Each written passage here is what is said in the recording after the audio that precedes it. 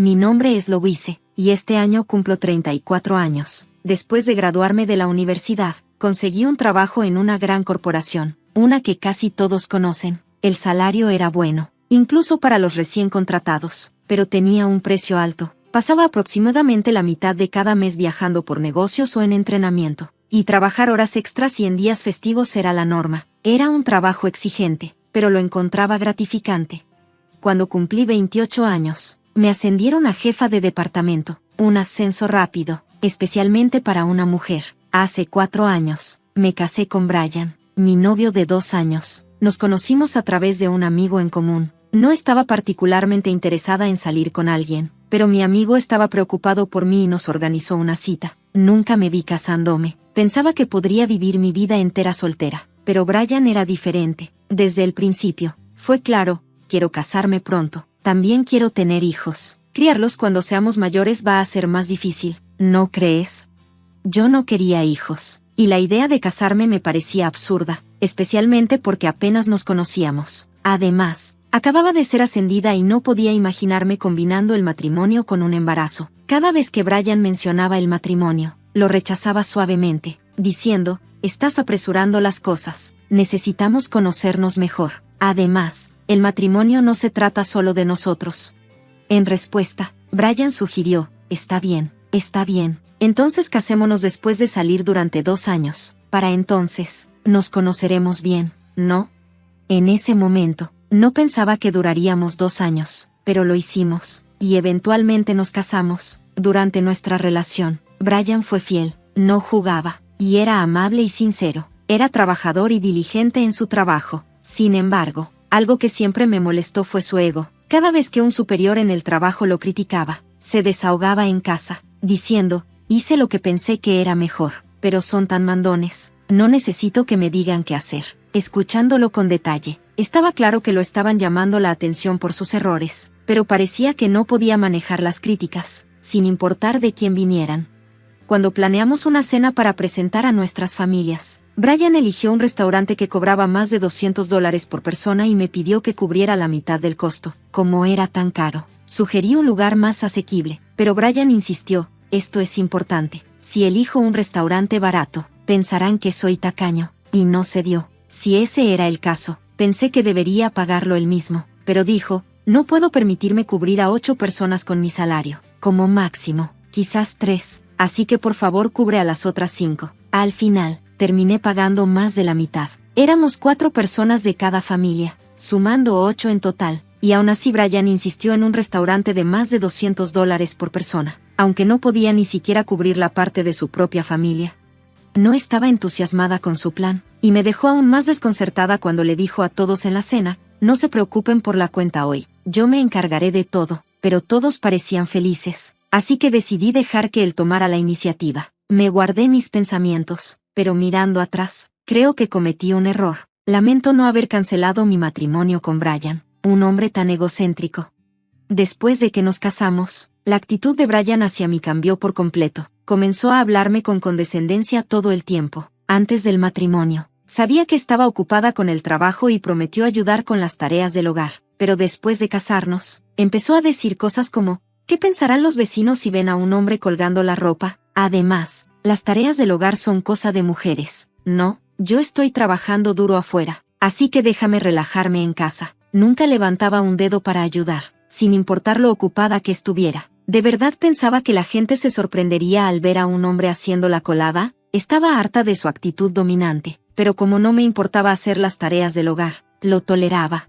Lo que realmente me afectó fue que Brian le diera dinero a sus padres. Aunque sus padres eran agricultores, parecía que estaban teniendo dificultades para llegar a fin de mes. Parecía que tampoco habían ganado mucho en el pasado y, ahora que se acercaban a los 70 años, la agricultura se estaba volviendo más difícil. Por esta razón, llamaban a Brian con frecuencia, pidiéndole que enviara dinero. Al principio, pensé que no se podía evitar, ya que estaban teniendo problemas, pero dentro de los 6 meses de nuestro matrimonio, Brian comenzó a dar todo su salario a sus padres. No contribuía en nada a nuestros gastos de vida. Una vez le dije, esto es demasiado. Es ridículo que yo cubra todos los gastos con mi salario solamente. Pero Brian respondió, ¿cómo puedes decir tal cosa cuando mi familia está en problemas? Ellos también son tu familia. Además, ganas más dinero que yo, así que deberías poder manejarlo. Y no me escuchaba.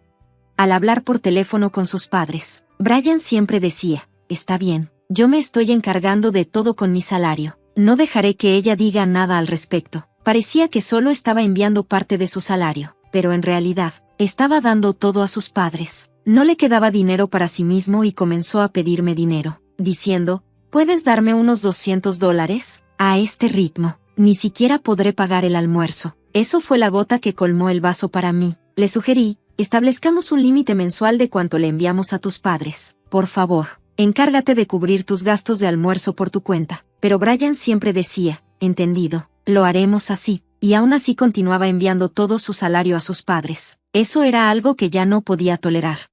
Un día, tuve que estar fuera de casa durante unas 2 semanas por un viaje de negocios. La respuesta de Brian fue, ¿qué? ¿2 semanas? ¿Entonces qué voy a comer? ¿Y qué pasa con mi ropa? Aunque él sabía. Tenía un trabajo que requería viajes frecuentes. Frustrada por la actitud infantil de Brian, le dije, arréglatela solo. Eres un hombre adulto. Si no puedes, ¿por qué no te vas a casa mientras estoy fuera? Estarás bien allí, ¿verdad? A regañadientes. Brian aceptó. Cuando volví a casa 2 semanas después, me sorprendió encontrar a Elizabeth, la hermana de Brian, en nuestra casa. Ella vivía un poco lejos, y no nos habíamos visto desde la boda. Me pregunté si algo había pasado, pero antes de que pudiera preguntar, Elizabeth me saludó con una gran sonrisa y dijo, hola, Louise, ha pasado un tiempo. Ah, y sobre el dinero, fue un salvavidas. Muchísimas gracias. Sus palabras no tenían ningún sentido para mí. Sin siquiera tener la oportunidad de guardar mi equipaje, le pregunté a Elizabeth, ¿dinero? ¿De qué estás hablando? Elizabeth, sin dudarlo, respondió, Brian dijo que como tienes algunos ahorros, él proporcionaría el capital inicial que necesitaba. Me dijo que no me preocupara porque tienes al menos $1 millón. Estaba completamente confundida. Justo en ese momento, Brian entró en la habitación, sosteniendo mi libreta bancaria y mi sello. Tan pronto como me vio, dijo, oh, bienvenida de vuelta, perfecto. Voy a darle tus ahorros a Elizabeth. Sabes que ella es manicurista, ¿verdad? Siempre ha soñado con tener su propio negocio. Parece que ha ahorrado algo de dinero, pero aún le falta alrededor de $1 millón. Recordé que tienes exactamente esa cantidad en la cuenta de ahorros que tenías desde antes de que nos casáramos. Así que le dije que viniera a recogerlo. Luego le entregó la libreta y el sello a Elizabeth con una sonrisa, diciendo, tienes suerte, Elizabeth, esto hará realidad tu sueño. Sé agradecida. ¿De acuerdo? No pude contenerme más y le solté, ¿de qué estás hablando? Ese es mi dinero. ¿Por qué estás decidiendo qué hacer con él por tu cuenta? Quiero decir, podría entenderlo si dijeras que quieres prestárselo. Necesitaríamos un pagaré y una promesa de devolver cierta cantidad cada mes, ¿verdad? Pero, ¿qué quieres decir con simplemente regalar los ahorros de otra persona? Le arrebaté la libreta y el sello a Elizabeth. Brian me miró y dijo, ¿qué? Somos familia, ¿no? Es ridículo escribir un pagaré para los miembros de la familia. Además, no lo estamos prestando, lo estamos dando. No tienes ni siquiera un pasatiempo porque siempre estás trabajando, ¿verdad? Es un desperdicio simplemente tener ese dinero ahí. Elizabeth tiene un sueño, ¿no es más significativo usarlo para hacer realidad ese sueño? Luego me miró con desdén. Al escuchar las palabras de Brian, me di cuenta de que no podía comunicarme con él. Justo cuando estaba a punto de rendirme con la conversación, Brian añadió, este dinero es demasiado bueno para ti, así que se lo estoy dando a Elizabeth. Tú solo lo desperdiciarías. Puedes simplemente trabajar y ahorrar de nuevo. ¿Entendido? Si todavía quieres discutir, nos divorciaremos. En ese momento, una idea surgió en mi mente. Respondí rápidamente, de acuerdo, divorciémonos. Escribiré los papeles y te los enviaré. Vendré a recoger mis cosas pronto. Hasta que el divorcio esté finalizado, me quedaré en un hotel. Adiós por ahora. Y con eso, agarré mi equipaje del viaje de negocios y salí de la casa sin mirar atrás. Brian se quedó atónito por mi decisión repentina, pero después de un rato, comenzó a enviarme mensaje tras mensaje, diciendo cosas como, todavía puedes regresar si te disculpas ahora, y, Elizabeth dice que te perdonará por lo que pasó hoy siempre y cuando le des el dinero, así que deja de ser terca y vuelve. Ignoré cada uno de sus mensajes. ¿Quién se cree que es? Al día siguiente, fui al ayuntamiento y envié los papeles de divorcio firmados de vuelta a casa. Incluso entonces, Brian seguía enviándome mensajes, diciendo cosas como, ¿estás realmente segura de esto? Voy a entregar los papeles de divorcio. ¿De acuerdo? Solo respondí con, por favor, entrégalos lo antes posible, y ignoré el resto. El divorcio se finalizó más rápido de lo que esperaba. Una semana después, mientras Brian estaba en el trabajo, trasladé mis pertenencias a mi nuevo lugar. Cuando Brian me había enviado un mensaje sobre entregar los papeles de divorcio, dijo, me siento genial al poder divorciarme de una mujer fea como tú. Ahora somos extraños. Asegúrate de dividir nuestra propiedad correctamente ya que estamos divorciados. Así que dejé la mayoría de los muebles y electrodomésticos atrás. Al mismo tiempo, deposité la mitad de los pequeños ahorros que habíamos acumulado durante nuestro matrimonio en su cuenta bancaria y lo dejé allí.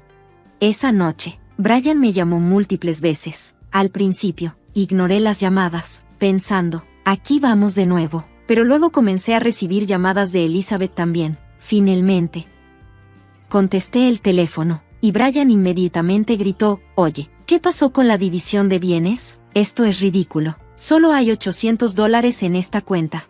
Pensé para mis adentros, tal como lo esperaba. Le respondí a Brian, mira, si dividí los bienes, originalmente teníamos $1,600 en nuestra cuenta conjunta, ¿verdad? Te dejé la mitad, $800. Los muebles y electrodomésticos se compraron después de nuestro matrimonio, así que los dejé allí. Esa es una división justa de nuestros bienes maritales, ¿no crees?